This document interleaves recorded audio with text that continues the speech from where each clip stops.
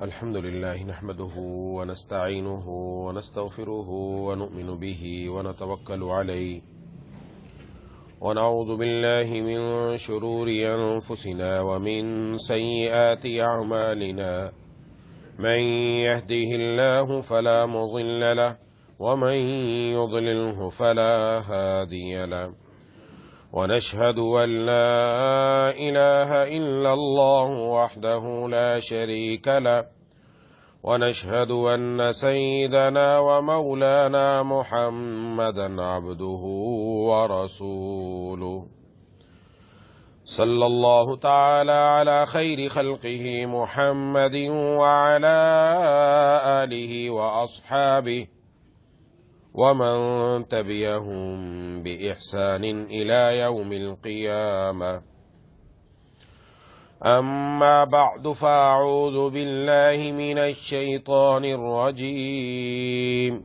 بسم الله الرحمن الرحيم والذين يقولون ربنا هب لنا من أزواجنا وذرياتنا قرة أعين واجعلنا للمتقين إماما صدق الله العظيم.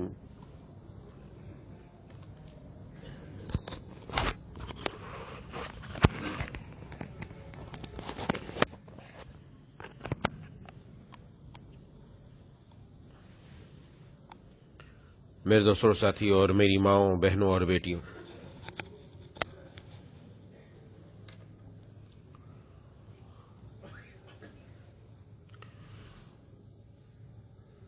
سورۃ الفرقان کی آیت نمبر 74 تلاوت کی ہے۔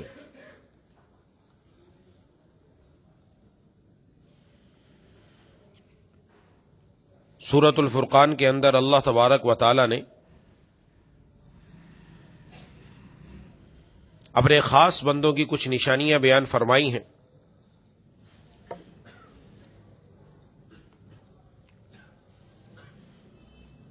اور ان کو عباد الرحمن کے نام سے یاد کیا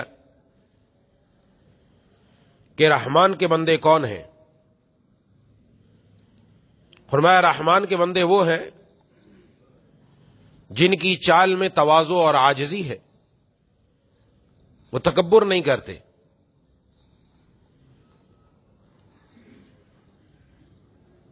دوسری بات یہ ہے کہ وہ لوگوں سے الجھتے نہیں ہیں، اگر کوئی ان سے الجھنا چاہے، جھگڑا کرنا چاہے تو وہ سلامتی کی بات کر کے ایک طرف ہو جاتے ہیں۔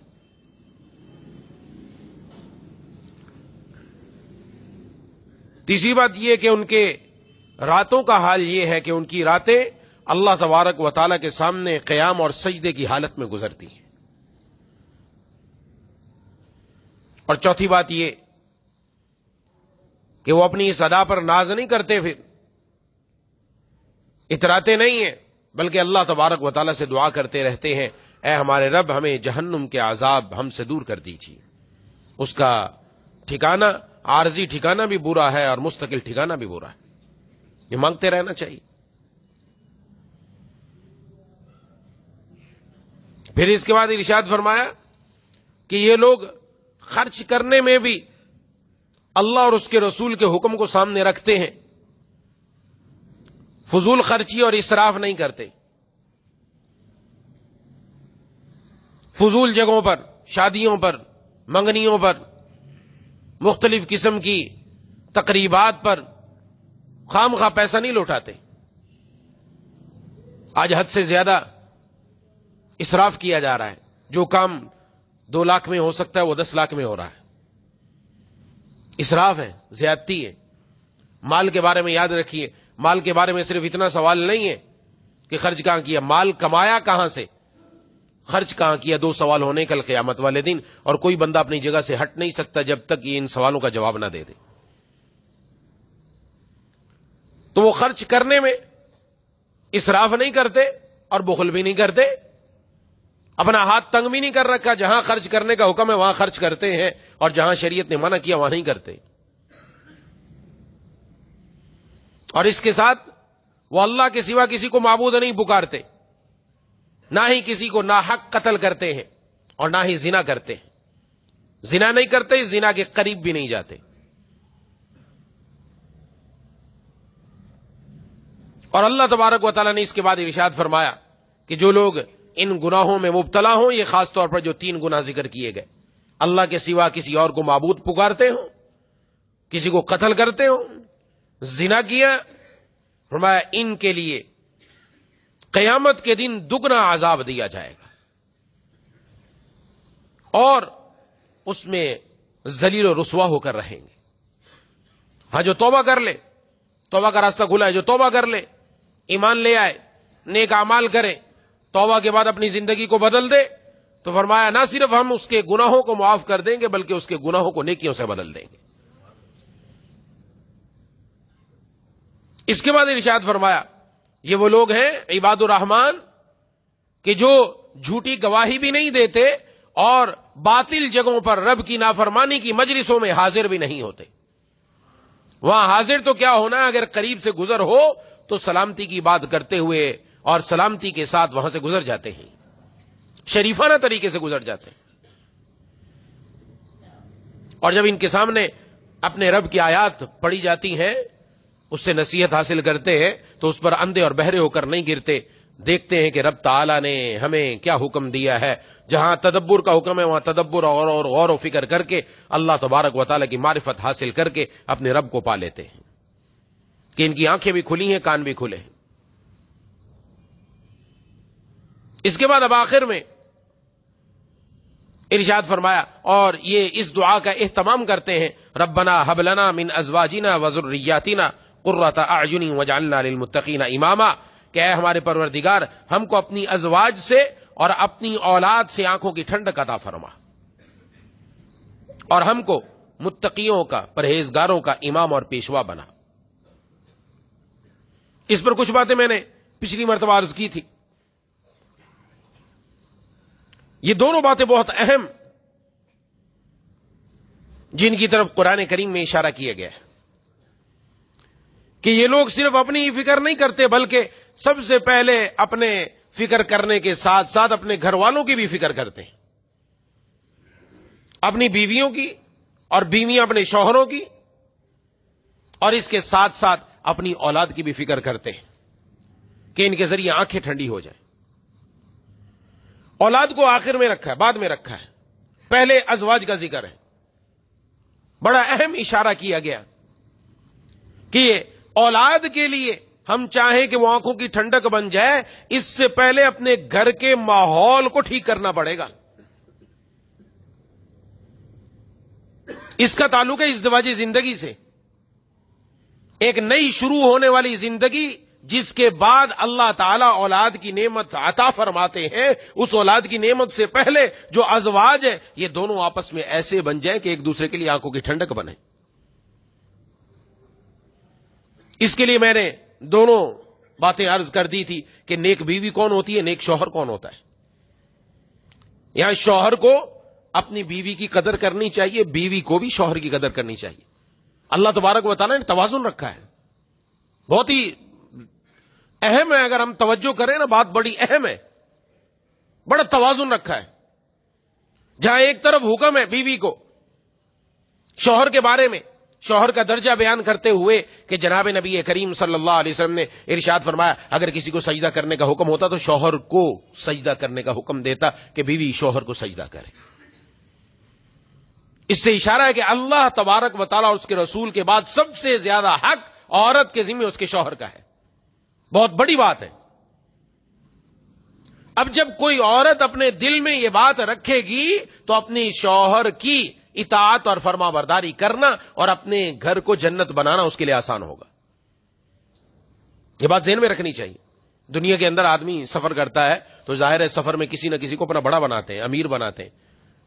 کوئی تقریب آتی ہے تو تقریب میں بھی کسی کو بڑا بناتے کہ نہیں بناتے کہ آپ بڑے ہیں، آپ نے سارے کاموں کو دیکھنا ہے اور آپ نے جو کچھ کرنا ہے آپ نے کرنا، آپ نے انتظامات سنبھالنے ہیں. تو یہ جو میاں بیوی کی گاڑی ہے، یہ جو میاں بیوی سے ایک نیا گھر وجود میں آ رہا ہے، اس میں اللہ تعالیٰ نے سربراہ شوہر کو بنایا ہے. یہ سربراہ ہے کیونکہ بہت سارے ایسے کام ہیں جو عورت نہیں کر سکتی، مرد کرے گا. اس کو سربراہ بنایا. تو عورت کو سمجھنا چاہیے یہ سربراہ ہے، اس کو اپنے برابر درجے پر لے کے نہ چلے. جب برابری کرنے کی کوشش کی جاتی ہے تب فساد پیدا ہوتا ہے.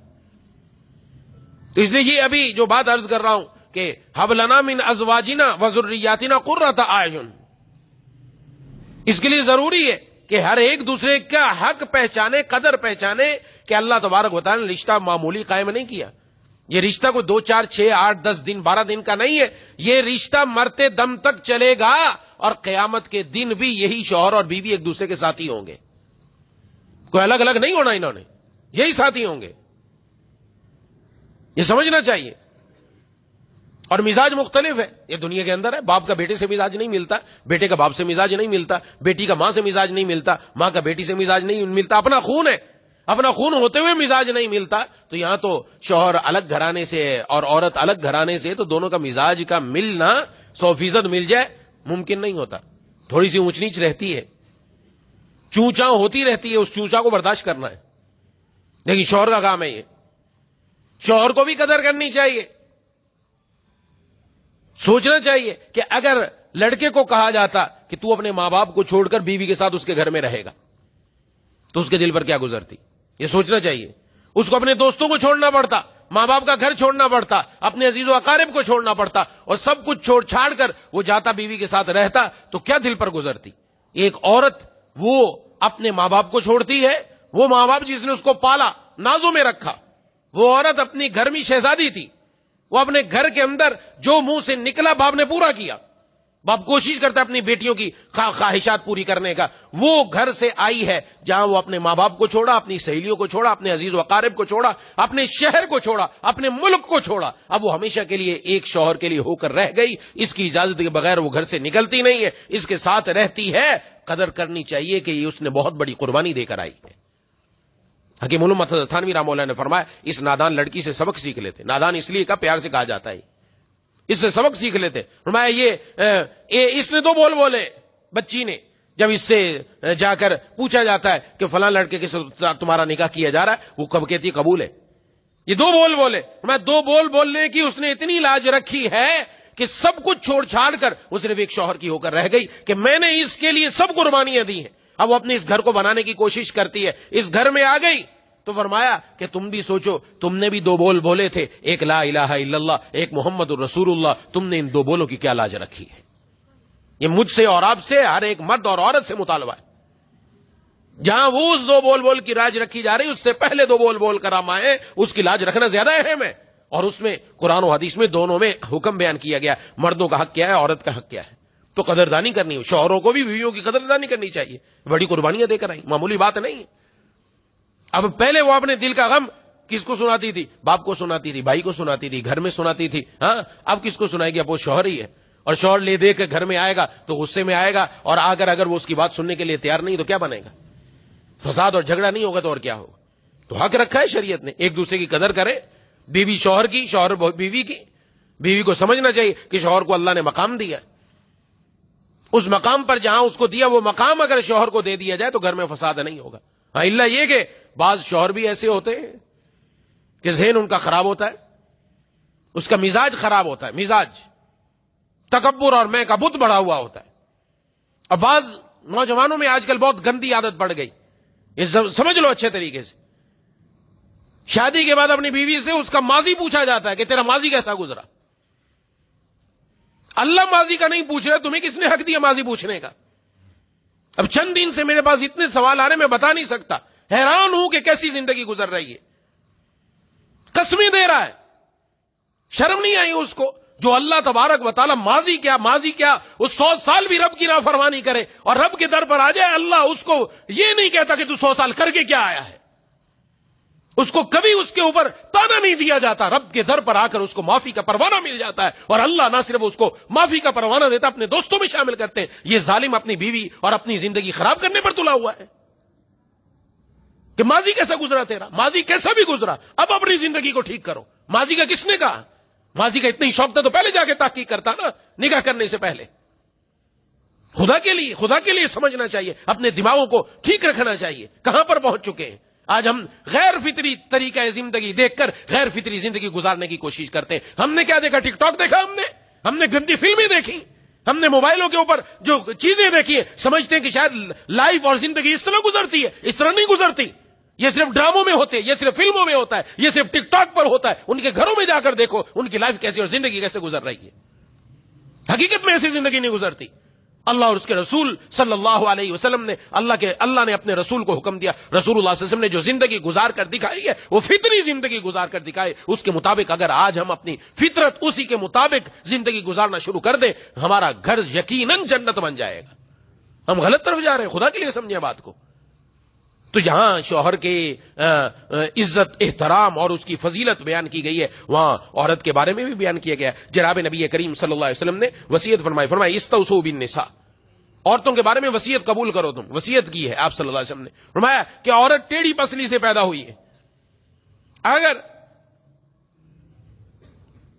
اگر اس ٹیڑھی پسلی کو ٹھیک کرنا چاہو گے تو تم اس کو توڑ دو گے، اور اگر اس کو اسی طرح چھوڑ دو تو ہمیشہ ٹیڑھی رہے گی، اسی سے فائدہ اٹھاؤ گے. یہ دنیا کے اندر بہت ساری چیزیں ایسی ہیں کہ جن کے ٹیڑھے پن میں حسن ہوتا ہے. اللہ تعالیٰ نے ہر چیز میں الگ الگ چیزیں رکھی ہیں. مرد کے اندر صفت ہے کہ مرد ہوشیار ہو، مرد غافل نہ ہو، وہ دنیا کے کاموں کو جانتا ہو، دنیا کے بھیدوں سے واقف ہو. لیکن عورت نہ جانتی ہو، عورت اگر سیدھی سادھی ہو، یہ اس کی صفت ہے. عورت غافل ہونی چاہیے. غافلات قرآن میں صفت آئی عورت کی. نہیں پتا اس کو دنیا کا کوئی مسئلہ نہیں، بہت اچھی عورت ہے، غافلات ہے. مرد اگر غافل ہے، یہ اس کے اندر حسن نہیں ہے، یہ اس کے اندر بدنمائی ہے کہ مرد کو پتہ ہی نہیں باہر کیا ہو رہا ہے. اس کو تو باہر رہنا ہے، باہر کی زندگی گزارنی ہے، اس کو پتہ چلنا چاہیے. تو ہر ایک کا حسن الگ ہے. عورت کے اندر ٹیڑھی پسلی سے پیدا ہونا کوئی عیب نہیں ہے. اور کبھی اپنی زندگی میں یاد رکھے، یہ آج کل بہت جملہ بولا جاتا ہے، تو ٹیڑھی پسلی سے پیدا الٹی حرکت کرے گی. ہرگز نہ بولو ایسی بات. ٹیڑھی پسلی سے جو پیدا کیا گیا وہ کس نے پیدا کیا؟ اللہ نے پیدا کیا. اللہ تعالیٰ کی تخلیق پر اعتراض کیا جا رہا ہے، نعوذ باللہ. اللہ نے تو اس میں حسن بنایا ہے، اس کا حسن ہے، خرابی نہیں ہے. یہ نہ ذہن میں رکھنی چاہیے کہ یہ خرابی ہے. ہاں، ہر ایک کا الگ الگ مقام ہے. عورت کا مقام ہے گھر، مرد کا مقام ہے باہر. مرد باہر کے کاموں کو سنوارے، دنیا کے سامنے اونچا آ جاتا ہے، اس کا مرتبہ بنتا ہے. عورت اپنے گھر کو بنائے تو اس کا مقام اور مرتبہ گھر میں بن جاتا ہے. عورت کا کام گھر بنانا ہے، مرد کا کام باہر کا کام دیکھنا ہے. تو بہرحال اب مرد ظاہر ہے صبح سے لے کر شام تک وہ محنت کرتا ہے، مزدوری کرتا ہے، نہ دن دیکھتا ہے نہ رات دیکھتا ہے، اپنا خون پسینہ ایک کرتا ہے. ہاں، وہ جو کچھ کما کے لا رہا ہے اپنی بیوی بچوں کے لیے لا رہا ہے، تو بیوی کی بھی ذمہ داری ہے وہ شوہر گھر میں آئے تو اس کو خوش کرے نا. نہ یہ کہ گھر میں آئے تو وہیں پر شروع ہو جائے باتیں. ایسا نہیں ہونا چاہیے. وہ جہاں وہ عورت قربانی دے کے آئی ہے وہاں مرد بھی قربانی دے رہا ہے، قربانی دونوں دے رہے ہیں. تو دونوں کو یہ نہیں چاہ رہا ہر ایک سوچنا چاہے میں کیا قربانیاں دے کر میں یہاں پڑی ہوئی اور تو نے کیا کیا. وہ سوچے میں اتنا کچھ صبح سے شام تک کر رہا ہوں، اس نے کیا کیا. نہ ایسا نہ سوچو. یہ پیار اور محبت کا رشتہ محبت کے ساتھ چلے گا، اس کو اسی انداز میں چلانا ہے اگر چاہتے ہیں گھر جنت بنے. یہ جو دعا کی جا رہی ہے، اس دعا کے لیے سبب بھی تو اختیار کرنا ہے. سبب تو ہم اختیار نہ کریں اور صرف دعا پر کام بنائے. دعا کے ساتھ سبب بھی تو اختیار کریں گے تب تو جا کر کام بنے گا. اس لیے جناب نبی کریم صلی اللہ علیہ وسلم نے یہ ارشاد فرمایا ایک اور حدیث میں کہ کوئی مرد مومن، وہ شوہر ہے، وہ اپنی بیوی کی کسی ایسی بات سے جو اس کو ناگوار ہے اس کی وجہ سے اس کو جدا نہ کرے. اگر اس کی کوئی بات ناگوار گزرتی ہے تو کوئی بات اچھی بھی تو ہے. ایسا تو نہیں کہ ہر بندہ ہی غلطیوں کا مجموعہ ہے. میں پہلے بھی عرض کر چکا کہ دنیا کے اندر صرف انبیاء علیہ السلام معصوم ہے، پاک ہے. 100% کوئی انسان درست نہیں، ہر انسان میں غلطیاں ہوتی ہیں. تو اگر بیوی میں کوئی خرابی نظر آ رہی ہے تو دوسری اچھائی بھی تو نظر آ رہی ہوگی نا. اگر کوئی ایک جگہ پر وہ کم کام کر رہی ہے تو دوسری جگہ وہ اچھا کام بھی تو کر رہی ہے. اس کی یہ صفت بھی تو دیکھو. یہ چیزیں نظر سے اوجھل ہوتی ہیں، ختم ہو جاتا ہے. کھانا آپ کے لیے تیار ہے، آپ کے گھر کا سب کام وہ سنبھال رہی ہے، آپ کے گھر کو دیکھ رہی ہے، بچوں کو دیکھ رہی ہے، ساری چیزیں دیکھ رہی ہے، اور کیا چاہیے. اس لیے جناب نبی کریم صلی اللہ علیہ وسلم نے ساتھ ساتھ یہ بھی ارشاد فرمایا. لیکن اگر کہیں معاملات ٹھیک نہیں ہیں، چونکہ مرد سربراہ ہے، اس کی ذمہ داری ہے. مرد سے سوال ہے کل قیامت والے دن. مرد سے سوال کیا جائے گا. یہ صرف اتنا نہیں کہ اپنے بارے میں سوال کیا جائے گا، اس کی رعایا کے بارے میں سوال کیا جائے گا. حدیث شریف میں تم نگہبان ہو اپنے گھر والوں کے، لہذا ان کے بارے میں تم سے کل قیامت والے دن سوال ہونا ہے کہ ان کے ساتھ تم نے کیا کیا، ان کی تربیت کا کیا اہتمام کیا. تو بیوی بھی مرد کی ذمہ داری میں آتی ہے، شوہر کی ذمہ داری میں آتی ہے. لہذا اس کی اصلاح کے لیے شریعت نے 3 قدم بتائے کہ اگر اس کے اندر کوئی نافرمانی والی بات ہے، نماز نہیں پڑھتی مثلا، اللہ تعالیٰ کی نافرمانی میں مبتلا ہے. اب بعض لوگ ہوتے ہیں کہ ٹھیک ہے کہ ہم دین کے ساتھ جڑے ہوئے ہیں اور ہم دین پر عمل کر رہے ہیں، شادی کے 2 دن بعد وہ چاہتا ہے کہ میری بیوی بھی اسی نہج پر ہو جہاں میں کھڑا ہوں. ایسا نہیں ہوتا. یاد رکھیں آپ کو ماحول ملا اچھا، اللہ تعالیٰ نے عطا فرما دیا، قابل مبارکباد ہے. لیکن اگر اس کو وہ ماحول نہیں ملا، اب وہ ماحول بدل کر آ رہی ہے تو قدم آہستہ آہستہ بڑھاؤ. یہ وہی بات ہے کہ اس کو ایک دم اگر سیدھا کرنے کی کوشش کرو گے توڑ دو گے اپنے گھر کو. طریقے سے پوچھ کر چلنا چاہیے کہ میں اپنے گھر کو کیسے ٹھیک رکھوں، اپنے گھر کو سیدھا رکھنے کی کوشش کیسے کی جائے کہ گھر والے دین پر نہیں تو ان کو چلایا کیسے جائے. عورت کی بھی ذمہ داری ہے وہیں پر. تو بہرحال قرآن کریم میں اللہ تبارک و تعالیٰ نے سورۃ النساء کے اندر، ہم بہت عرصہ پہلے پڑھ کے آ چکے، سورۃ النساء کے اندر بڑی تفصیل بیان فرمائی عورتوں کے بارے میں. ایک تو وہی جو میں پچھلی مرتبہ بیان کر چکا، فالصالحات قانتات حافظات للغیب بما حفظ اللہ. کہ عورتوں کے بارے میں عورتیں نیک ہو، شوہروں کی فرما بردار ہوں، شوہروں کی غیر موجودگی میں ان کے مال کی حفاظت کریں، شوہر کے گھر کی حفاظت کریں. یہ کل میں پچھلی مرتبہ عرض کر دیا. ان کے بارے میں ارشاد فرمایا کہ عورتیں واللتی تخافون نشوزہن فعظوہن. اگر عورتوں سے کوئی ایسی بات نظر آ جائے کہ جو ان کے اندر برائی کی ہے تو سب سے پہلا درجہ ان کو نصیحت کرو، سب سے پہلا درجہ پیار سے سمجھاؤ. یا ڈنڈا ہمارے سامنے ڈنڈا سب سے پہلے آ جاتا نہیں، اولاد پر بھی بیوی پر بھی سمجھنا چاہیے. سب سے پہلے پیار محبت سے. اور پیار محبت کوئی 2-4 دن کی بات نہیں ہے، یہ کچھ عرصہ تک سمجھاتے رہنا ہے، دین کی بات کرتے رہنا ہے، دین کی بات سمجھاتے رہنا ہے. گھر میں جا کر دین کی بات بار بار بتاتے رہیں. اپنی بیوی کو اس جگہ لے کر جائیں جہاں پر دین کی بات ہوتی ہے، وہ بھی قرآن کی بات سنیں، وہ بھی حدیث کی بات سنیں. یقیناً مسلمان ہے، اس کے دل میں بھی بات آئے گی، وہ اپنے آپ کو تبدیل کرنے کی انشاءاللہ کوشش کرے گی. تو سب سے پہلے یہ طریقہ ہے کہ نصیحت کرو، پیار محبت سے سمجھاؤ. سمجھاؤ گے انشاءاللہ یقیناً بات بنے گی. سمجھانے کے ساتھ ساتھ اللہ سے مانگنا بھی ہے. یا اللہ میں اپنا نصیحت بھی کر رہا ہوں، ساتھ آپ سے مانگ بھی رہا ہوں. اور میں نے اس کے لیے پچھلی مرتبہ عرض کر دیا، نصیحت سے زیادہ اپنے عمل کو بدلو. اپنا عمل، بڑے ہیں نا ہم مقتدا ہیں. اللہ تعالیٰ نے سربراہ بنایا تو صرف اس لیے نہیں بنایا کہ مار پیٹ کرو، مارو عورتوں کو جا کر، اس لیے نہیں سربراہ بنایا. سربراہ بننے کا مطلب سربراہ کو خود نیک ہونا چاہیے.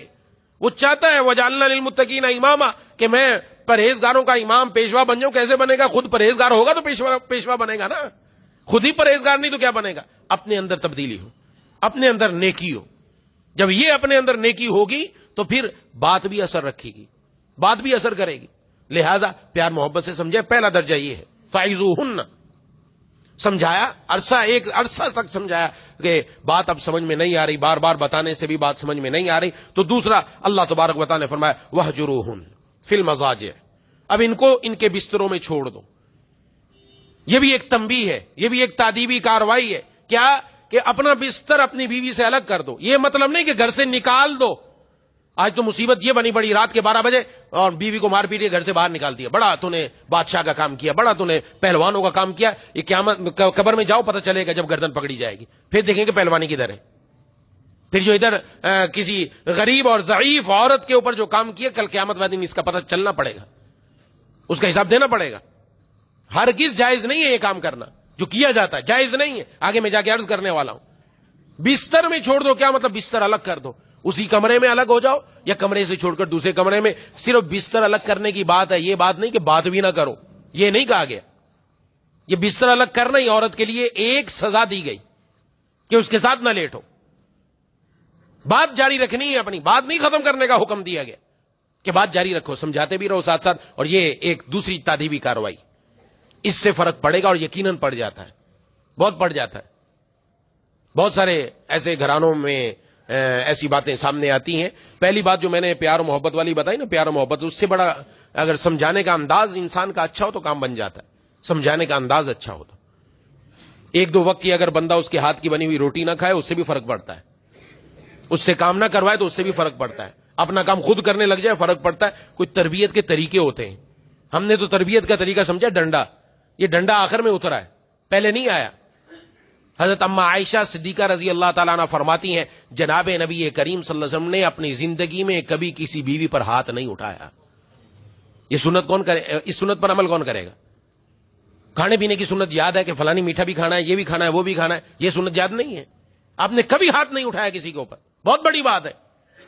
اور حضرت انس رضی اللہ تعالیٰ عنہ فرما رہے ہیں، چھوٹے وہ فرما رہے ہیں کہ جناب نبی کریم صلی اللہ علیہ وسلم کی خدمت میں رہا 9 سال تک، 10 سال تک رہا مدینے میں آپ کی خدمت میں. چھوٹے بچے دیکھو، بڑا آدمی نہیں سمجھدار ہو، نہیں کہ میرا کوئی کام حضور کی منشا کے مطابق ہوتا تھا، کوئی نہیں ہوتا تھا.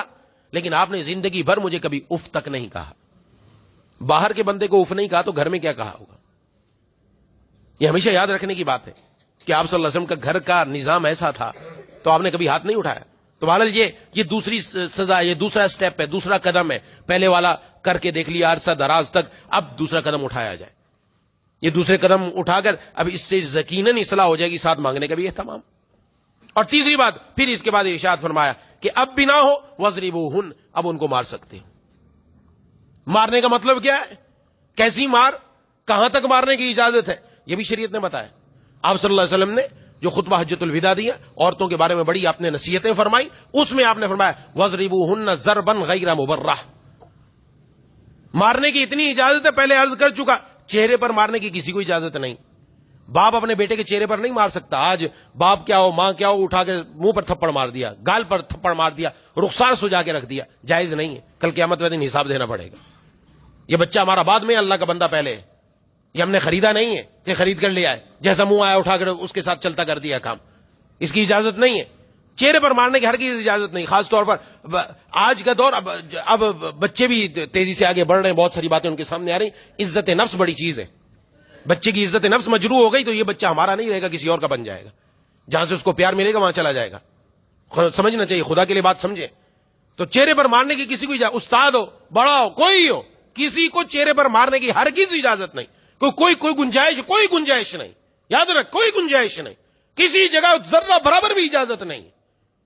کوئی کیسا بھی ہو، کوئی سمجھے میں بڑا پہلوان، نہیں، کوئی اجازت نہیں. مارے گا پکڑ ہوگی، آخرت میں جواب دینا پڑے گا. وہ نہ سمجھے کہ میں نے دنیا میں مار لیا، چلو حساب کوئی نہیں دینا. نہیں، یہ قیامت والے دن پکڑ ہوگی، اس کو جواب دینا پڑے گا. اس کو وہاں تو ایک ایک چیز کا حساب دینا پڑے گا. معمولی باتیں تھوڑی ہیں. تو بہرحال چہرے پر مارنے کی اجازت نہیں. دوسرا، یہ مار کا مقصد کیا ہے؟ تکلیف نہیں پہنچانا. اس لیے میں نے جو کہا وَضْرِبُوهُنَّ ضَرْبًا غَيْرَ مُبَرَّحٍ، ایسی مار مارو کہ اس کے جسم پر نشان نہ پڑے. اب آج کل کیا ہے؟ آج کل تو نشانوں پر نشان، جسم پر تو نشان اوپر سے نیچے تک لال ہو جاتا ہے. کس نے کہا یہ جائز ہے؟ ناجائز ہے، حرام کام کیا، غلط کام کیا، پکڑ ہے. اس سے کیا اشارہ دیا جائے؟ اشارہ دی جائے یہ آگے والے کو تکلیف دینا مقصود نہیں ہے. آگے والے کو تکلیف دینا مقصود نہیں ہے. اس سے مقصود ہے اس کی اصلاح کرنا. اور اصلاح کرنے کے لیے ایسی مار دی جائے کہ بس ہاتھ کا اٹھ جانا یہی اس کے لیے بڑی بات ہو کہ ہاتھ اٹھ گیا کسی کا. لیکن اس سے جسم کو تکلیف دینا مقصود نہیں کہ تکلیف دو. یہ تکلیف دینے کی اجازت نہیں ہے کہ جسم پر نشان بھی نہ پڑے. اور 3 سے زیادہ مارنے کی بھی اجازت نہیں. یہ دوسری حدیث میں فرمایا 3 مرتبہ مار سکتے ہو، بس 3 مرتبہ سے زیادہ نہیں مارو. یہ ساری قیودات آپ سمجھیں کہ شریعت کس چیز کو روک رہی ہے، مارنے کو روک رہی ہے. آپ صلی اللہ علیہ وسلم نے مارنے کی اجازت دی تو عورتوں کی طرف سے، ابو داؤد شریف میں طویل حدیث ہے، عورتوں کی طرف سے شکایت آئی کہ مردوں نے ہمیں بہت مارنا شروع کر دیا. آپ نے ہمیں آج کے بعد مارنا نہیں ہے، منع کر دیا. مارنے سے منع کر دیا، منع ہو گئے. چند دن بعد حضرت عمر فاروق رضی اللہ تعالیٰ عنہ تشریف لائے اور آ کر کہا کہ عورتیں ہم پر شیر ہو گئی ہیں. یہ سب کے بارے میں تو نہیں ہوتا، بعض ہوتا ہے، بعض گھرانوں میں ایسا ہوتا ہے، عورتیں شیر ہو گئی، بس ہو جاتی ہیں کہ سمجھتی ہیں میرے پاس پتہ نہیں کیا ہے، شیر ہو گئی، شیر تو ہو گئی، چلو کوئی بات نہیں ہے. بہرحال قبر میں تو جانا ہے. میں پچھلی مرتبہ عرض کر چکا قبر کا حال، جہاں سانپ نکل رہا تھا بار بار، تو یہاں شیر بن جاؤ تو، لیکن قبر میں جا کے پھر شیری ویری نہیں چلنی وہاں پتہ چل جائے گا. تو آپ صلی اللہ علیہ وسلم نے دوبارہ مارنے کی اجازت دی، لیکن ساتھ ہی آپ صلی اللہ علیہ وسلم نے پھر چند دن بعد دوبارہ شکایت آئی تو آپ نے ارشاد فرمایا کہ محمد صلی اللہ علیہ وسلم کے گھر والوں کے پاس آ رہی ہیں عورتیں اور آ کر بتا رہی ہیں کہ مرد مار رہے ہیں. فرمایا یہ لوگ اچھے نہیں ہیں، جو مار رہے ہیں یہ لوگ اچھے نہیں ہیں. اور ارشاد میں خیارکم لأہلہ، دوسری حدیث میں تم میں سے بہترین انسان وہ ہے جو اپنے گھر والوں کے لیے بہترین ہو، اپنی بیوی کے لیے بہترین. تو اس لیے یہاں سمجھ لینا چاہیے کہ مارنے کو پسند نہیں کیا گیا. اس لیے جو پہلا طریقہ ہے، سب سے پہلا سٹیپ اسی کو رکھا جائے اور دوسرے کو اختیار کیا جائے. انشاءاللہ اس سے ضرور اصلاح ہو جائے گی. لیکن ترتیب ہو، طریقہ ہو تو ضرور کام بنتا ہے. جیسے یہاں ہم الحمدللہ بیٹھے، خواتین بھی آئی ہوئی، اس لیے میں بات کھول کر بیان کر رہا ہوں تاکہ خواتین کو بھی پتہ چلے کہ بعض مرتبہ یہ ہوتا ہے کہ کہیں میرا خواتین میں بیان ہوتا ہے، وہ کہتے ہیں ہمارے حقوق نہیں بیان کیے جا رہے، شوہر کہتے ہیں ہمارے حقوق نہیں بیان کیے جا رہے. بیان دونوں کے حقوق ہو رہے ہیں الحمدللہ. دونوں کو اپنی ذمہ داری نبھانا چاہیے. یہ بیان کا مقصد یہ نہیں کہ ہر ایک دوسرے کے خلاف جا کر کے دیکھو تمہارے ذمہ میں میرا یہ حق ہے، نہ. اس کا مقصد یہ کہ میری ذمہ داری کیا، میں اپنی ذمہ داری پوری کروں. آج سب سے بڑی چیز یہ، آج ہر ایک اپنے حق کا مطالبہ کر رہا ہے کہ مجھے میرا حق دیا جائے، لیکن وہ دوسرے کا حق ادا کر رہا ہے، وہ نہیں ادا کر رہا. اپنے حق کا مطالبہ تب کرو جب اپنا حق ادا کر دو. ہم تو اپنا حق ہی ادا نہیں کرنے, تو ہماری ذمہ داری اپنا حق ادا کیا جائے, اور جب میرے ذمے میں حقوق ہیں وہ میں ادا کروں گا تو اگلا بھی انشاءاللہ ضرور حق ادا کرے گا. اور اللہ سے مانگیں گے ربنا هب لنا من ازواجنا, میں نے عرض کر دیا جنہوں نے مانگی اللہ نے زندگیاں بدل دی. سب مسلمان ہیں الحمدللہ, سب کے دلوں میں اللہ تعالیٰ نے ایمان کی چنگاری رکھی ہوئی ہے الحمدللہ. مسلمان کے جب نصیحت کی جائے تو نصیحت اثر کرتی ہے, اور یقیناً اثر کرے گی انشاءاللہ. گھر بدلیں گے اور اللہ تبارک و تعالیٰ زندگی میں بہت تبدیلی لے کر آئے گی. بہت سارے گھروں میں الحمدللہ تبدیلی آ رہی ہیں, آئیں گی انشاءاللہ مزید, لیکن یہ ہے کہ اپنے ذمہ داری کو پورا کیا جائے. تو اس لیے جناب نبی کریم صلی اللہ علیہ وسلم نے بھی حدیث میں تشریف فرما دی اس بات کی کہ مارنے کی کہاں تک اجازت ہے, وہ اجازت جہاں تک ہے اس اجازت کو وہیں تک محدود رکھا جائے, اس سے آگے نہیں. اور شوہر کا ایک حق جناب نبی کریم صلی اللہ علیہ وسلم نے ارشاد فرمایا کہ اگر شوہر اپنی بیوی کو اپنے بستر پر بلائے, یہ خاص اشارہ ہے میاں بیوی کے خاص تعلقات کے لیے, اور وہ انکار کر دے بیوی, فرمایا ساری رات اس پر فرشتے لعنت کرتے. یہ عورتوں کو سمجھنا چاہیے, کیونکہ نکاح کا ایک اہم مقصد عفت ہے, پاک دامنی ہے, کہ انسان کسی غلط رستے کو اختیار نہ کرے. لیکن اگر نکاح کے بعد بھی وہ غلط رستے کو اختیار کر رہا ہے اور اس میں بیوی کا قصور ہو تو کل بیوی کی پئی پکڑ ہوگی. اس میں اس بات کو سمجھنا چاہیے, اپنے ذہن میں رکھنا چاہیے. عورتوں کے ذمہ ایک یہ بھی اہم حق ہے جو شریعت نے شوہر کا رکھا ہے. اس کے بعد اب دوسرے نمبر پر ذریات, اولاد کے بارے میں ہے کہ اولاد کی تربیت ہو. یہ اولاد کی تربیت کے کچھ مراحل ہیں, ان کو ایک ایک کر کے اختیار کریں گے تو اولاد بھی انشاءاللہ آنکھوں کی ٹھنڈک بنے گی. جب اللہ تبارک و تعالیٰ اولاد کی نعمت عطا فرمائے تو اولاد کی نعمت عطا ہونے کے بعد کچھ کام شریعت نے ہمیں عطا فرمائے کہ یہ کام کیے جائیں, اور یہ کام وہ ہیں جو زندگی کو بدل کر رکھ دینے والے ہیں. ان میں بڑا اثر ہے. اس لیے پہلے ماں باپ کی بات آ گئی کہ یہ نیک بنے, اپنے آپ کو اچھا کریں, تو یہ جتنے زیادہ نیکی ہوگی ان کے اندر, آگے اولاد میں بھی اللہ نیکی عطا فرمائیں گے. اور میں بارہا پہلے بھی کئی مرتبہ بتا چکا, یہ ایسی باتیں نہیں, الحمدللہ یہ دیکھی ہوئی باتیں ہیں اور آنکھوں سے دیکھی ہوئی باتیں, کہ جو خواتین قرآن کریم کی تلاوت کا اہتمام کرتی ہیں ان کے ہاں جب بچے کی ولادت ہوتی ہے بچے کو قرآن سے محبت پیدا ہو جاتی ہے, یہ اثر ہوتا ہے. اب اگر یہ جب ابھی پیٹ میں ہے بچہ اور اس وقت اس کو کیا سوچ رہی ہے, وہ اپنے فیس بک کے اوپر لگی ہوئی ہے, ہاں جی, وہ فلمیں دیکھ رہی ہے, وہ ڈرامے دیکھ رہی ہے, وہ ناول پڑھ رہی ہے, وہ ڈائجسٹ پڑھ رہی ہے, اس کا اثر ویسا ہی پڑے گا اندر. یاد رکھیں اس کا تعلق ماں کے ساتھ بڑا جڑا ہوا ہے. جیسا ماں جو کچھ کرے گی اس کا اثر فوراً اس بچے کی طرف منتقل ہونے والا ہے. اس لیے میں نے عرض کیا تھا کہ دو میاں بیوی نے جب نکاح ہو گیا تو ان دونوں نے پہلے دن سے ہی ارادہ کر لیا کہ ہم نے نیکی کے مطابق پورا اللہ کی فرما برداری کے مطابق زندگی گزارنی, کہیں ہم نے کوئی گڑبڑ نہیں کرنی. زندگی گزری, اللہ تبارک و تعالیٰ نے اولاد کی نعمت سے نوازا, اللہ نے بیٹا دیا. بیٹا جب کچھ تھوڑا سا بڑا ہوا تو ایک دن گھر میں کسی جگہ چوری کر کے آیا. جب چوری کر کے آیا تو یہ دونوں بیٹھ گئے, ماں باپ فکر مند. آج کیا ہوتا ہے, آج بچہ اسکول سے کسی کی ربڑ پہ اٹھا کے لے آیا, کسی کی پینسل اٹھا کے لے آیا, کوئی چاک کا ٹکڑا اٹھا کے لے آیا, ماں باپ نظر انداز کرتے تھے, کوئی بات نہیں. یہ یاد رکھیں, یہ بچے کو آج ہم نے نہیں ٹوکا, یہ آہستہ آہستہ چھوٹی چیزوں کے ساتھ اب بڑی چیزیں اٹھانے والا بن جائے گا, اور ایک دن وہ آئے گا کہ یہ بڑا ہاتھ مارے گا. یہ معمولی بات نہیں, نظر رکھنی چاہیے. محبوب کبریا خاتم الانبیاء سرکار دو عالم صلی اللہ علیہ وسلم قربان جائیے, آپ نے کیا تربیت فرمائی. حضرت حسین رضی اللہ تعالیٰ عنہ, غالباً حضرت حسین یا حسن دونوں میں سے کوئی ایک تھے, وہ آپ صلی اللہ علیہ وسلم جا رہے تھے, راستے میں وہ بھی ساتھ تھے, تو راستے میں کھجور پڑی ہوئی ملی تو وہ اٹھا کر انہوں نے منہ میں ڈال لی. جب منہ میں ڈالی آپ صلی اللہ علیہ وسلم کخ کخ, یعنی ہم کہتے ہیں تھو تھو, نکالو اس کو, تم نے منہ میں کیوں ڈال لی. انہوں نے نکال دی کہ کیا بات ہے. آپ صلی اللہ علیہ وسلم نے ارشاد فرمایا کہ صدقہ ہمارے لیے حرام ہے, ہم صدقہ نہیں کھاتے, تمہیں پتہ نہیں ہے, ہو سکتا ہے یہ کھجور صدقے کی ہو اس لیے تمہیں کھانے کی اجازت نہیں ہے. کہاں تک نظر گئی ہے. ہم کہتے ہیں یہ چھوٹی چھوٹی باتوں پر بچے کو دیکھا جائے, یہ آپ صلی اللہ علیہ وسلم نے کہاں تک نظر ہے, کہاں تک باریکی ہے کہ بچے کو بچپن سے ہی سکھایا جا رہا ہے.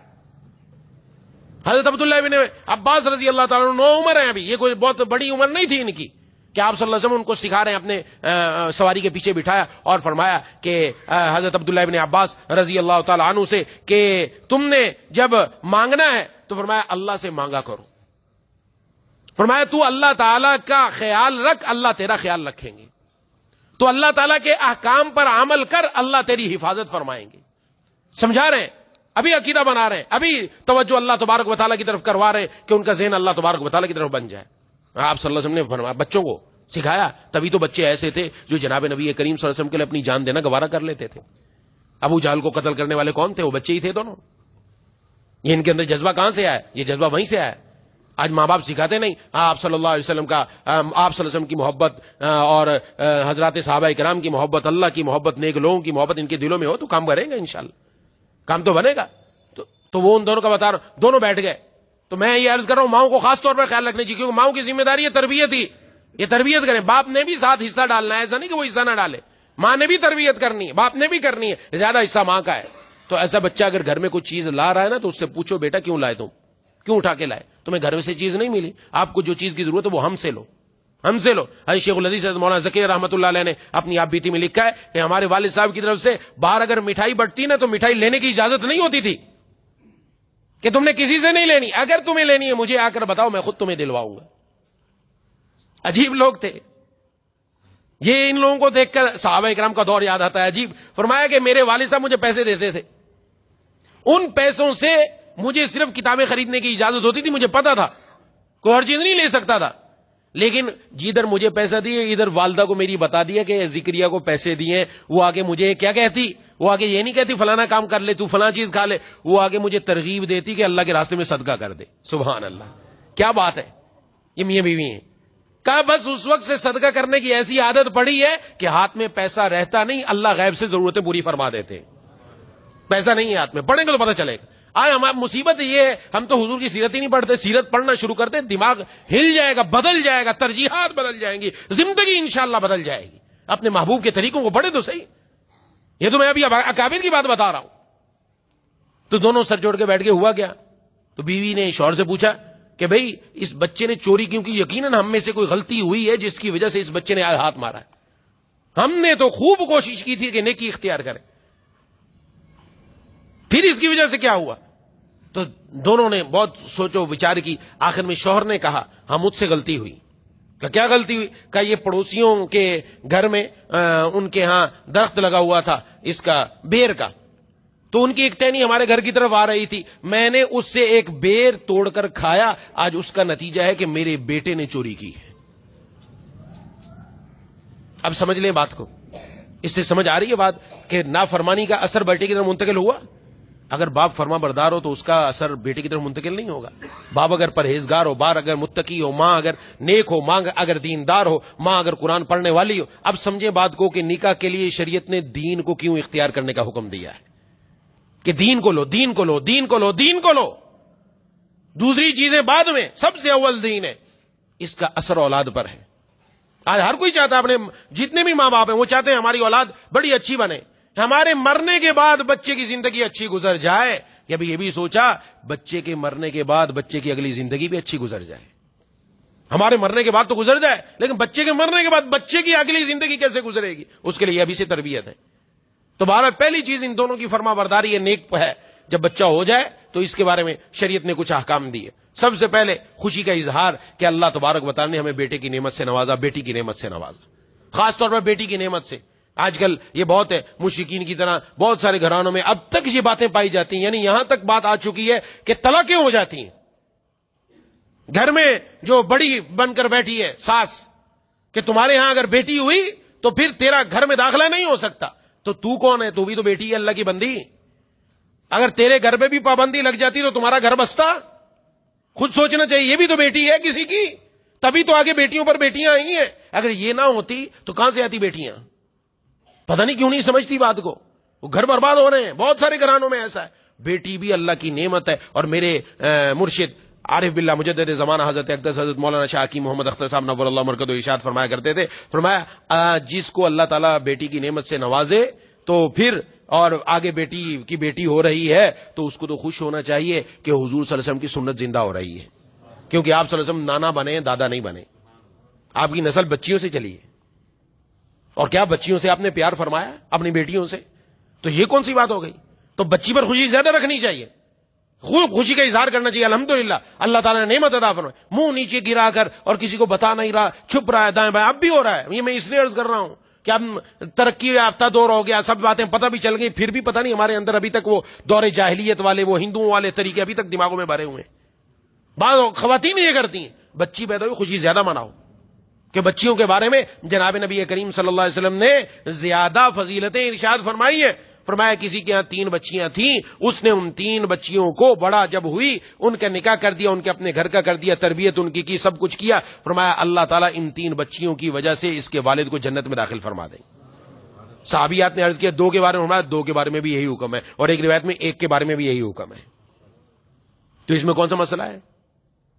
تو اس وجہ سے اس سے گھبرانے کی بات نہیں ہے, خوش ہونے کی چیز ہے. پہلی بات یہ, اور دوسرے ساتھی کو پتا چلے کہ میرے دوست کے ہاں, میرے فلاں کے ہاں, فلاں رشتہ دار کے ہاں بیٹا ہوا ہے, جا کے دعائیں دیں, اللہ تعالیٰ اس بچے کو نیک بنائے, صالح بنائے, آپ کی آنکھوں کی ٹھنڈک بنائے, جنت میں جانے کا ذریعہ بنائے. ایک دوسرے کو دعائیں بھی دینی چاہیے.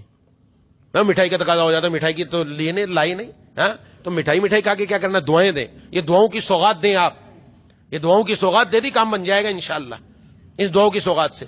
تو بچہ پیدا ہونے کے بعد سب سے پہلے اپنی خوشی کا اظہار ہو, چاہے بیٹا ہو چاہے بیٹی ہو. یہ نہیں کہ بیٹے پر خوشی زیادہ اور بیٹی پر خوشی ہی نہیں ہے, یہ طریقہ ٹھیک نہیں ہے, مسلمانوں کا طریقہ نہیں ہے, محبوب صلی اللہ علیہ وسلم کا طریقہ نہیں ہے. خوشی بیٹی پر بھی ہو اور اس کے ساتھ دوسرے ساتھی وہ دعا دینے کا اہتمام کریں.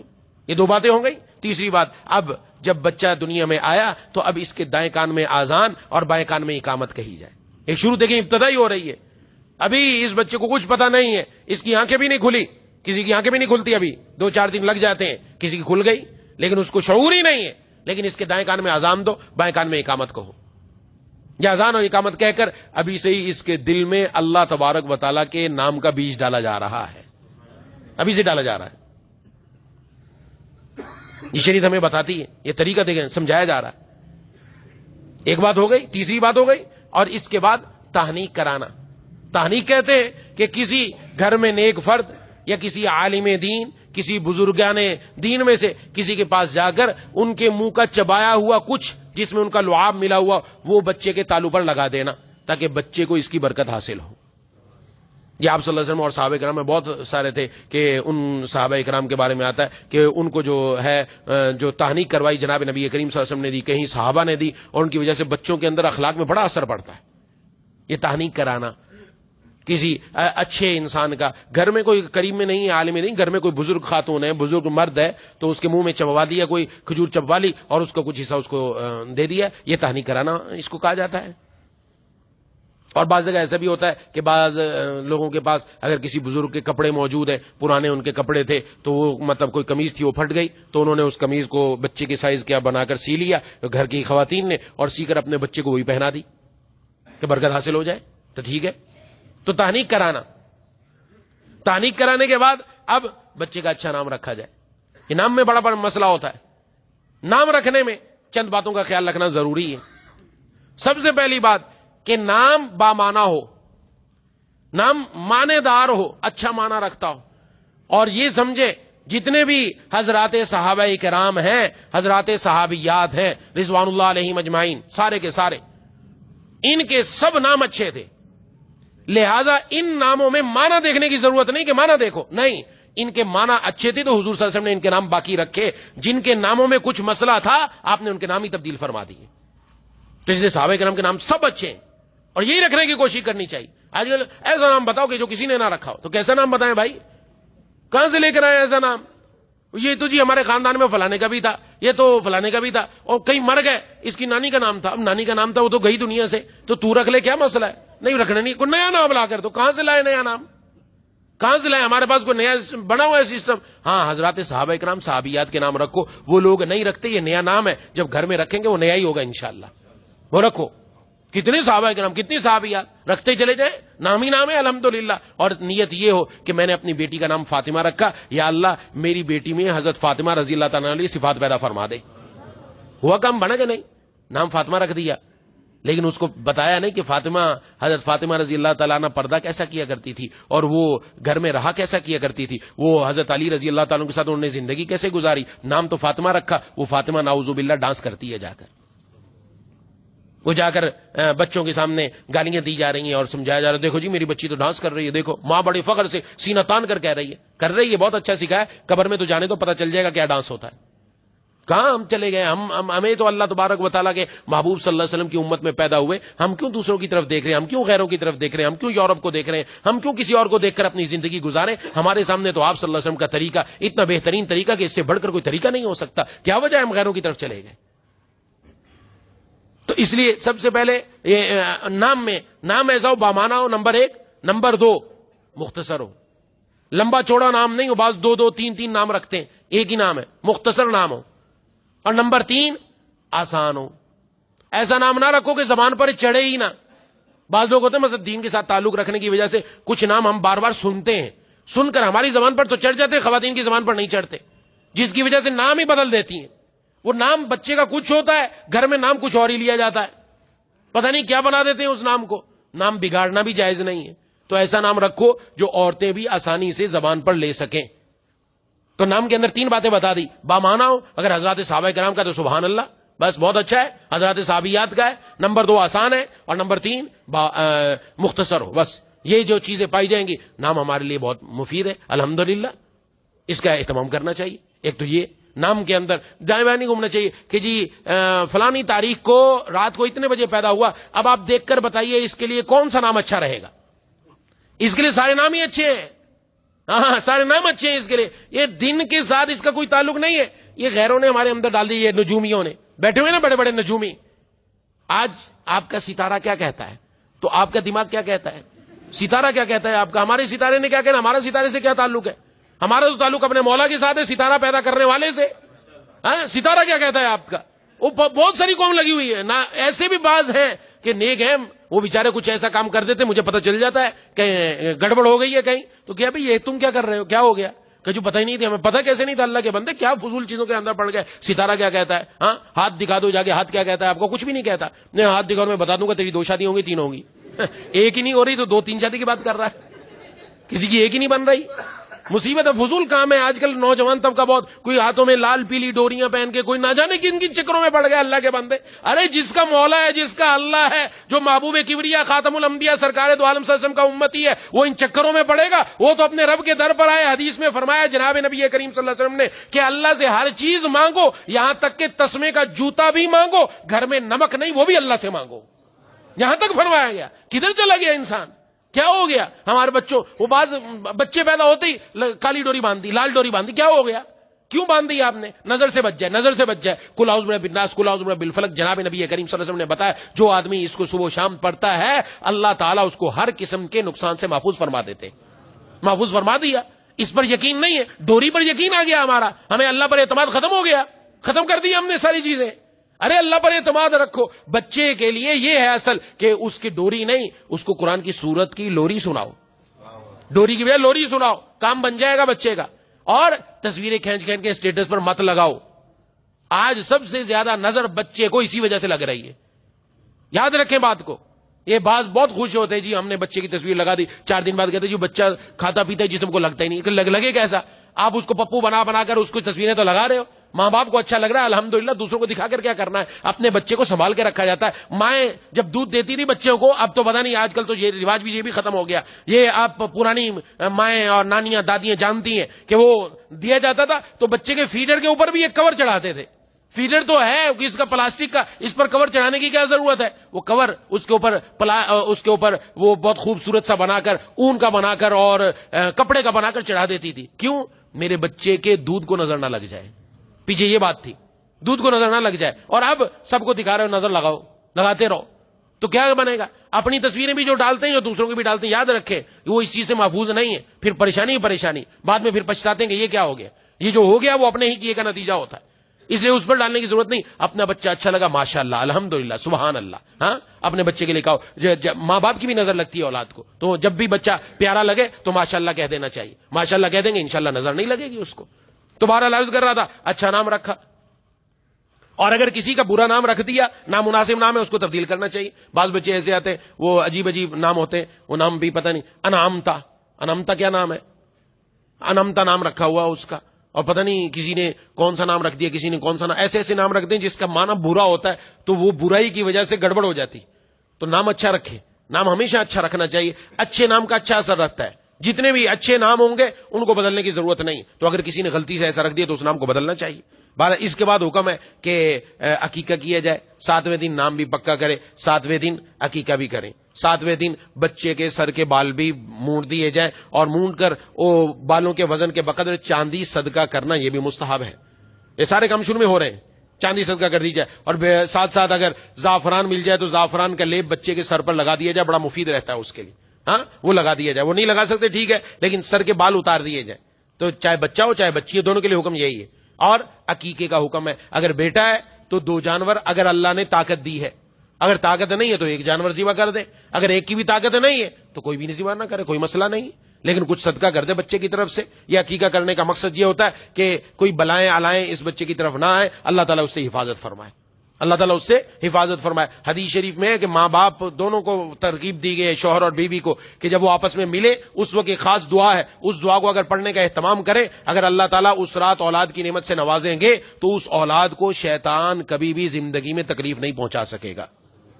ایک ایک دعا کے اندر اثر ہے, ایک ایک چیز میں اثر ہے, ہم اس طرف آتے نہیں ہیں, وہ چیز اپنے اندر لانی چاہیے. تو بہرحال اس کے ساتھ عقیقے کا, اور اگر لڑکا ہے تو اس کے ختنے کا کرنا چاہیے. ختنے کا حکم بھی سنت موقع ہے, تو اس کا بھی کرنا چاہیے. اور اس کے بعد اب جیسے جیسے بچہ بڑے ہونے کی طرف جائے تو بچے کو پاک صاف رکھنے کا بہت اہتمام کریں.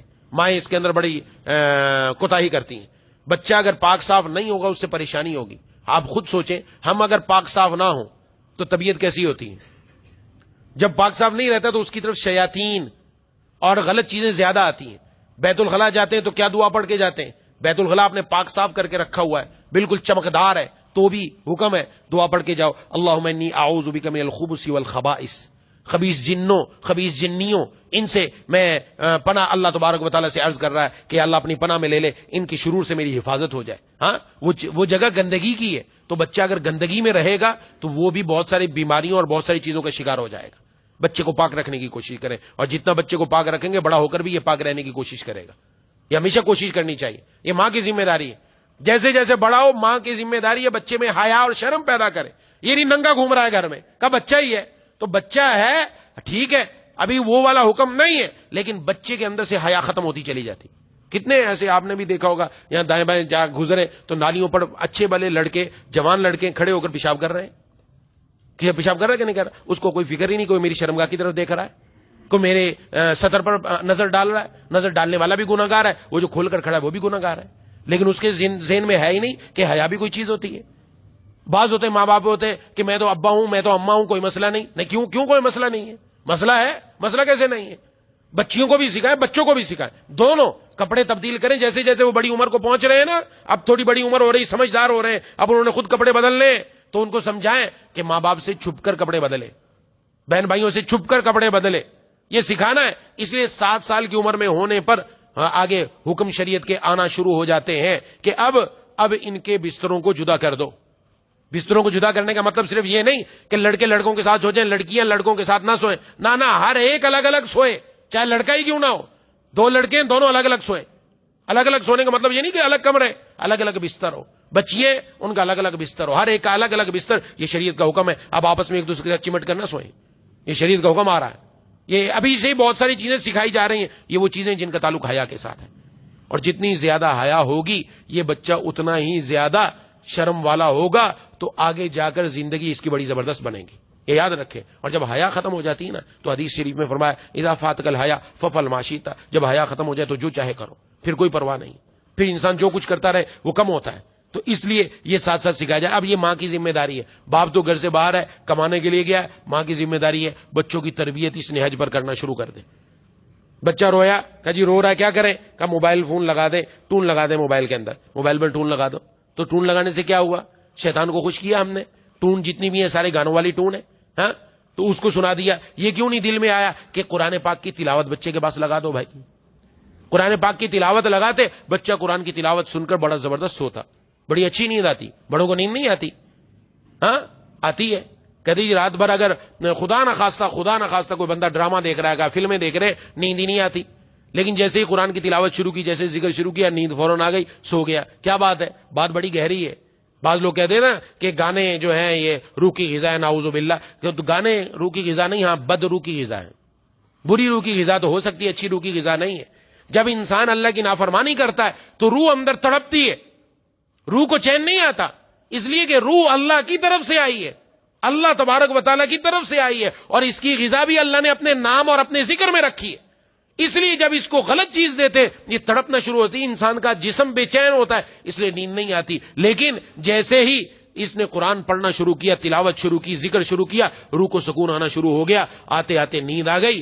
آتی نہیں تھی نیند مجھے اضطراب سے، آتی نہیں تھی نیند مجھے اضطراب سے، تیرے کرم نے گود میں لے کر سلا دیا۔ مولا نے کرم لے گیا، آتی نہیں تھی نیند، اضطراب سے، پریشانیوں سے نیند نہیں آ رہی تھی، مولا کا نام لینا شروع کیا، نیند آنا شروع ہو گئی۔ اصل چیز یہ ہے، یہ کام بنتا ہے، اس چیز کی طرف آنا چاہیے۔ تو یہ ماں کی ذمہ داری ہے۔ اب یہ چیزیں بہت ایک ایک چیز کو اپنے دیکھتے چلے جائیں۔ اب یہ تربیت جب اس انداز میں ہوگا، یقیناً یہ بچہ جب بڑا ہوگا تو یہ آنکھوں کی یقیناً ٹھنڈک بنے گا، یہ یقیناً اللہ تبارک و تعالیٰ اس کو ٹھنڈک بنائیں گے۔ اور اس میں بھی یاد رکھیں، بچوں کی تربیت میں مارنے کے لیے وہی اصول ہے جو میں عورتوں کے لیے بتا چکا کہ بیوی کو کہاں تک مارنے کی اجازت ہے، لیکن مارنا کو پسند کام نہیں ہے۔ لیکن مار اگر کہیں ضروری ہے تو چہرے پر نہیں مارنے کی اجازت، بچے کو بھی مارنے کی اجازت نہیں۔ جسم پر مارو، مارنے کا مقصد اس کو تکلیف دینا نہیں، تادیب ہے، ادب سکھلانا ہے، اس کو سمجھانا ہے، یہ مقصد ہے۔ اور 3 سے زیادہ نہ مارو، اور ایسی چیز نہ مارو جس سے اس کے جسم پر نشان پڑ جائے کہ لاٹھی اٹھا لی، پائپ اٹھا لیا، وہ اٹھا کر مارنا شروع کر دیا۔ نہیں، اس کی اجازت نہیں ہے، اس کی اجازت نہیں، ایسا کام نہ ہو۔ بچے کو پیار دیں، جتنا پیار دیں گے قریب آئے گا، اور ایسا ہی اللہ تعالیٰ کی طرف بڑھتا چلا جائے گا۔ تو اللہ تبارک و تعالیٰ مجھے اور آپ کو ان باتوں کو سمجھنے کی، اس پر عمل کرنے کی توفیق عطا فرمائے۔ وآخر دعوانا ان الحمد للہ رب العالمین۔ بسم اللہ الرحمن الرحیم، الحمد للہ رب العالمین، الرحمن الرحیم، مالک یوم الدین، ایاک نعبد و ایاک نستعین، اہدنا الصراط المستقیم، صراط الذین انعمت علیہم غیر المغضوب علیہم ولا الضالین۔ اللهم صل على سيدنا مولانا محمد وعلى آل سيدنا مولانا محمد وبارك وسلم۔ ربنا اغفر لنا ذنوبنا وكفر عنا سيئاتنا وتوفنا مع الأبرار۔ ربنا هب لنا من أزواجنا وذرياتنا قرة أعين واجعلنا للمتقين إماما۔ اللهم إنا نسألك رضاك والجنة، اللهم إنا نعوذ بك من سخطك والنار۔ مولا کریم، اے الہ العالمین، اے ارحم الراحمین، یا ذا الجلال والاکرام، یا حلیم، یا کریم، یا واسع المغفرہ، یا اللہ، یا ارحم الراحمین، یا ذا الجلال والاکرام، لا الہ الا اللہ الحلیم الکریم، سبحان اللہ رب العرش العظیم، والحمد للہ رب العالمین۔ ہم سب کے تمام صغیرہ کبیرہ گناہوں کو معاف فرما دیجیے۔ یا اللہ، ہماری حاضری کو اپنی بارگاہ میں قبول و مقبول فرما۔ ہمارے والدین کی، بیوی بچوں کی، بہن بھائیوں کی، دوست و احباب کی، تمام رشتہ داروں کی، اہل پاکستان کی، پوری امت مسلمہ کی مغفرت فرما دیجیے۔ یا اللہ، ہم یہاں جس مقصد کے لیے آ کر بیٹھے ہیں، یا اللہ ہمیں اس مقصد پر پورا اترنے کی توفیق عطا فرما۔ مولا کریم، ہم سب کے دلوں کو، مردوں کو بھی عورتوں کے بھی دلوں کو بدل دیجیے۔ یا اللہ، ہماری ترجیحات کو بدل دیجیے۔ یا اللہ، ہمارے اٹھنے بیٹھنے کو بدل دیجیے، سونے جاگنے کو بدل دیجیے۔ یا اللہ، ہماری زندگی کو بدل کر اپنے محبوب صلی اللہ علیہ وسلم کے اسوہ حسنہ کے مطابق گزارنے کی توفیق عطا فرما۔ مولا کریم، اے الہ العالمین، یا ذا الجلال والاکرام، گھروں سے اختلافات اور جھگڑوں کو ختم فرما دیجیے، اتفاق، اتحاد، محبتیں پیدا فرما دیجیے۔ مولا کریم، اے الہ العالمین، ہم میں سے جو بیمار ہیں، گھروں میں جو بیمار ہیں، دوست و احباب میں جو بیمار ہیں، جنہوں نے بیماروں کے لیے دعا کے لیے کہا، کہنا چاہتے تھے نہیں کہہ سکے، یا امید رکھتے ہیں، یا پیغام پہنچایا نہ پہنچ سکا، یا مسجد میں جو مرد حضرات موجود ہیں، ہم میں سے ان میں کوئی بیمار ہے، یا مدرسے میں خواتین موجود ہیں، ان میں سے کوئی بیمار یا الہ العالمین، یا ارحم الراحمین، سب کو پہلے سے بہتر صحت اور قوت عطا فرما دیجیے۔ مولا کریم، اے الہ العالمین، اے ارحم الراحمین، یا ذا الجلال والاکرام، صحت عطا فرما کر ہم سب کو اپنی یہ صحت اپنے دین کے اوپر لگانے کی توفیق عطا فرما دیجیے۔ یا اللہ، مرتے دم تک دین سے جوڑے رکھیے۔ یا اللہ، جو باتیں ہم نے سنی ہیں، میں نے کہی ہیں، میرے کہنے میں، سب کے سننے میں اخلاص پیدا فرما دیجیے، اور اس پر ہم سب کو عمل کرنے والا بنا دیجیے۔ جن باتوں کا تعلق مردوں کے ساتھ ہے، اس پر ہم مردوں کو عمل کرنے کی توفیق عطا فرما۔ جن باتوں کا تعلق عورتوں کے ساتھ ہے، ان پر عورتوں کو عمل کرنے کی توفیق عطا فرما۔ یا الہ العالمین، گھر ہمارا جنت کا نمونہ بنا دے۔ مولا کریم، گھر میں سے اختلافات اور جھگڑوں کو ختم فرما دے۔ یا اللہ، آپس میں سب کو شیر و شکر فرما دے۔ جو بیویاں اپنے شوہروں کی نافرمان ہیں، ان کو شوہروں کا فرما بردار بنا دے۔ جو شوہر اپنے بیویوں پر ظالم ہے، یا اللہ ان کے دلوں میں نرمی پیدا فرما دے۔ مولا کریم، اے الہ العالمین، جن کے اولاد کی نعمت نہیں ہے، یا اللہ ان کو نیک صالح اولاد عطا فرما دیجیے۔ جو اولاد والے ہیں، ان کے اولاد کو نیک متقی پرہیزگار بنا دیجیے۔ یا اللہ، ہمیں اپنے والدین کی آنکھوں کی ٹھنڈک بنا دے۔ ہمارے والد والدین کی ہر دکھ درد تکلیف بیماری دور فرما دے. یا اللہ میری والدہ صاحبہ کی آنکھوں میں مسئلہ ہے, یا آپریشن بھی کرایا ہے لیکن نظر ابھی تک ٹھیک نہیں ہوئی, دعا فرمائے اللہ تعالیٰ ان کی نظر مکمل طور پر پہلے سے بہتر فرما دے. مولا کریم اے الہ العالمین اے ارحم الراحمین یا ذی الجلال والاکرام, اور ہم میں سے جن کے بھی والدین بیمار ہیں یا اللہ سب کو مکمل پہلے سے بڑھ کر صحت عطا فرما دے. مولا کریم اے الہ العالمین اے ارحم الراحمین یا اللہ ہماری اولاد کو ہماری آنکھوں کی ٹھنڈک بنا دیجیے. یا اللہ ہمیں ان کی صحیح تربیت کرنے کی توفیق عطا فرما دیجیے. یا اللہ ہم سب کو قرآن کا عاشق بنا دے, نماز کا عاشق بنا دے, اپنے دین کا دیوانہ بنا دے. مولا کریم ہم سب کو دین پر عمل کرنے والا بنا دے. مولا کریم اے الہ العالمین یا ذی الجلال والاکرام قرآن سے خوب محبت پیدا فرما دے, قرآن کی تلاوت کرنے والا بنا دے, صبح و شام قرآن سے اپنا تعلق جوڑنے والا بنا دے, اپنے محبوب کی سنتوں کو اپنانے والا بنا دے, اپنے محبوب کی سیرت پر اپنے محبوب کے نقش قدم پر چلنے والا بنا دے. مولا کریم اے الہ العالمین اے ارحم الراحمین سلامتی اعضا سلامتی ایمان کے ساتھ زندہ رکھیے, سلامتی اعضا سلامتی ایمان کے ساتھ دنیا سے اٹھائیے. رقیق القلب رحیم المزاج حلیم الطبع بنا دیجیے. قلب سلیم فہم سلیم عقل سلیم عطا فرما, عقل سلیم پر فضل عظیم عطا فرما. مولا کریم اے الہ العالمین اے ارحم الراحمین ہم سب کو یا اللہ مردوں کو بھی عورتوں کو بھی یا اللہ اپنے گھروں کا ماحول مسجدوں والا بنانے کی توفیق عطا فرما, دین والا بنانے کی توفیق عطا فرما, عبادت والا بنانے کی توفیق عطا فرما. ہم میں سے جن کے گھر والے دین پر نہیں ہیں یا اللہ ان کو بھی دین پر لے آئیے, ان کو بھی نمازوں کا پابند بنا دیجیے, ہمیں بھی نمازوں کا پابند بنا دیجیے. مولا کریم اے الہ العالمین اے ارحم الراحمین ہم میں سے کسی کے اندر بھی کوئی کمی ہے کوتاہی ہے یا اللہ وہ دور فرما دیجیے.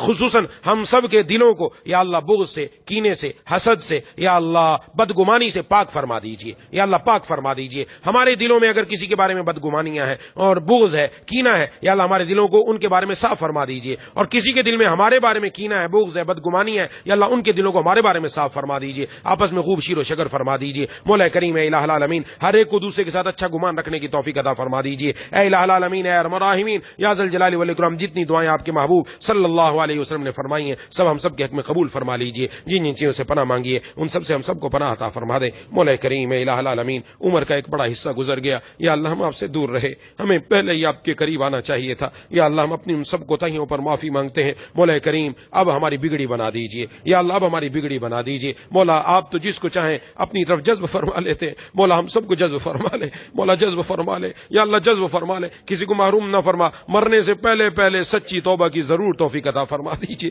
یا اللہ یا اللہ یا الہ العالمین یا اللہ اپنی رضا والی حالت پر موت عطا فرمائیے گا. مولا کریم اے الہ العالمین اے ارحم الراحمین یا ذی الجلال والاکرام ملک پاکستان کو یا اللہ اس کے امن کو دوبارہ نظر لگ گئی. یا اللہ بیرونی طاقتیں اندرونی طاقتیں خلفشار پیدا کرنا چاہتی ہیں. یا اللہ ملک پاکستان کو امن کا گہوارہ بنا دے. یا اللہ امن کا گہوارہ بنا دے. مولا کریم تمام مسلمانوں کی جان مال عزت آبرو کی دائیں بائیں اوپر نیچے سامنے پیچھے ہر طرف سے حفاظت فرما دے. خصوصاً یا اللہ رزق کے اعتبار سے معیشت کے اعتبار سے تمام مسلمانوں کو پہلے سے مستحکم فرما دے, مضبوط فرما دے. کسی کا محتاج نہ بنا, صرف اپنا محتاج رکھیے. یا اللہ اس مسجد کو دنیا کی تمام مساجد کو اپنے پیاروں کے سجدوں سے آباد فرما دیجیے. اے الہ العالمین ہمارا یہ مل بیٹھنا قبول فرما لے. اور یا اللہ ہمارا آپس میں کوئی تعلق نہیں سوائے ایک دینی رشتے کے, ہمارا کوئی مالی لین دین نہیں سوائے یا اللہ آپ کی محبت کے. یہ سب ہم آپس میں اس لیے بیٹھے ہیں کہ آپ سے محبت کرتے ہیں, آپ کے محبوب سے محبت کرتے ہیں. یا اللہ ہم سب کو اپنی محبت عطا فرما دے. اور یا اللہ اس پر ہی ہمارا بیڑا پار فرما دے,